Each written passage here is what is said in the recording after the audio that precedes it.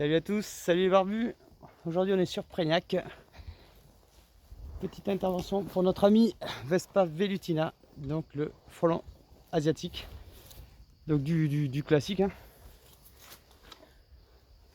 Regardez, on rentre un petit garage comme ça. Et là, oh! Mais qu'est-ce que c'est que ça? Une piñata. Là, un beau ballon de foot hein, déjà. Ils sont bien calmes. Donc là, ce qu'on va faire, on va traiter le nid. Et on va laisser le nid en place.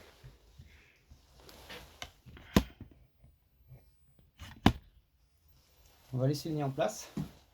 Et on le sortira plus tard. Alors je me suis aperçu que juste derrière, il y a une espèce d'abri. Il y a déjà eu un nid, il y a un pied de nid. Donc vous voyez, c'est revenu. Alors on va changer l'aiguille de la poudreuse. Si on peut éviter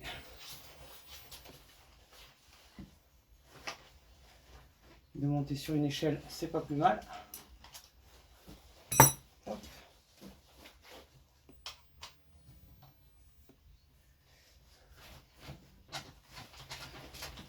Donc là, vous voyez, ils font leur boulot, ils sont calmes. Il n'y a pas de danger outre mesure quand on ne les dérange pas. Donc vous allez voir que dès que je vais piquer dedans, ça va moins les faire rire. Alors petite précision, vous voyez que le nid du frelon asiatique, il est fermé dessous. Du coup, les déjections tombent au fond du nid. Ça fait de la moisissure, de la pourriture, des bactéries. Du coup, les frelons asiatiques ne peuvent pas récupérer leur nid d'une année sur l'autre. Alors attention, c'est pas parce qu'ils peuvent pas la récupérer qu'il faut pas traiter les nids. Tous ceux qui pensent, ah, on est au mois de novembre, fin novembre, on va pas traiter les nids. Attention, si on le traite pas, c'est les fondatrices qui partent. Un nid comme ça, qui va encore grossir, c'est peut-être 200 reines qui vont partir. Donc potentiellement, l'année d'après, c'est gros problème.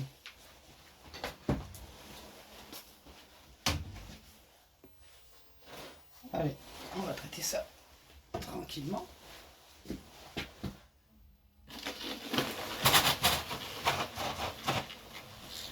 Voilà.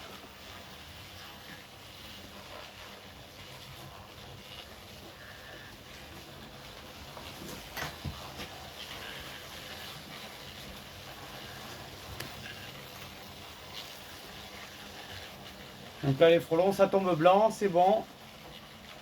Il pleut des frelons partout. Voilà.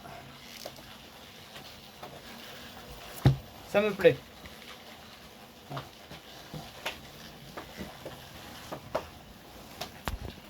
Vous voyez. Pour ceux qui n'ont jamais pris la douche de frelons, vous voyez, ben vous mettez dessous là. Puis là, vous frottez quoi, vous frottez, puis vous prenez la douche de frelons quoi.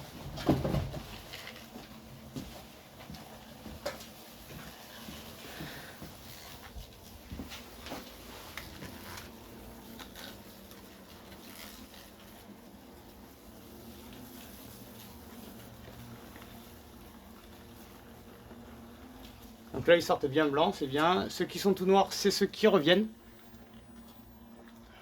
Je vais mettre de la poudre bien autour. Mais je vais laisser le nid. On va aller voir la ponte un petit peu.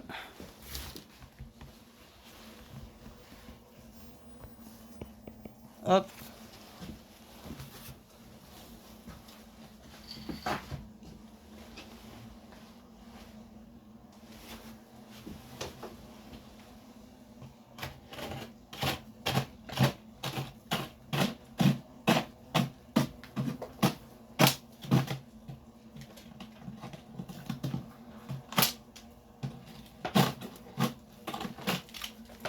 Oh là, là, il y a du monde. Il y a du monde, il y a du monde. C'est plein de larves, plein de nymphes.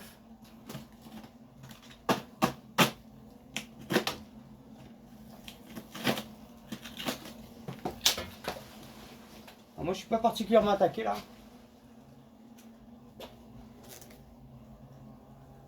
Mais là, d'ici quelques jours, les nymphes qui sont blanches là seraient sorties.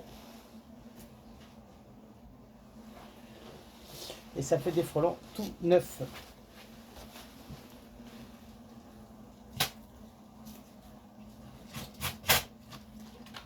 Non, c'est pas. C'est pas l'idéal.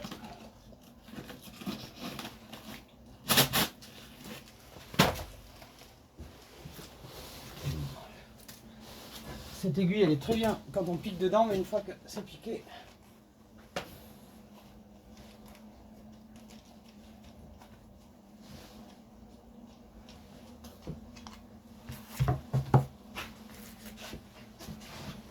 Donc là, je me tourne, hop là.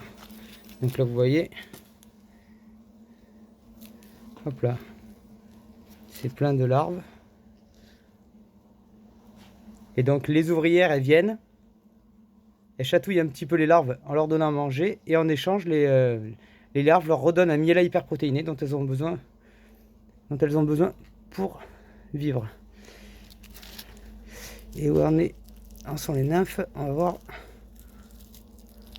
Non, les nymphes, elles sont encore toutes neuves. Vous voyez, c'est encore à l'état de larve. Donc c'est à dire que les larves là vont bientôt faire leur soie. Et les frelons se feront après. Ah, peut-être celle-là au milieu, là, qui sont en train de s'ouvrir. Ici, là, on va voir. Ça, c'est possible que ce soit presque un frelon.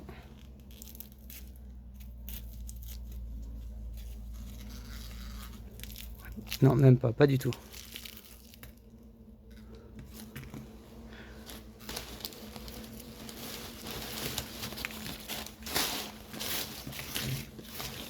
Donc, je le redis, s'il y en a qui veulent goûter, vous voyez les larves comme ça là. Hop là. Ça là en Asie, je crois que c'est 100 € le kilo. Je sais pas s'il y en a, dites-moi s'il y en a d'entre vous qui ont goûté. Je sais qu'ils le cuisinent à la Réunion ou dans des endroits comme ça. Voilà. Donc là on va laisser le nid se traiter. Tous ceux qui sont au travail autour vont venir se contaminer et on le sortira d'ici 2-3 jours quoi. Voilà, faut surtout pas le sortir trop vite parce que sinon là il est trop gros, ils vont refaire un nid à côté quoi. Et étonnamment je me fais pas attaquer. Bon, donc voilà les cabanons, les abris comme ça, faites attention, observez. Et comme je vous dis à chaque fois, prenez soin de vous, il n'y a rien d'autre à faire. Voilà. Allez, bonne journée.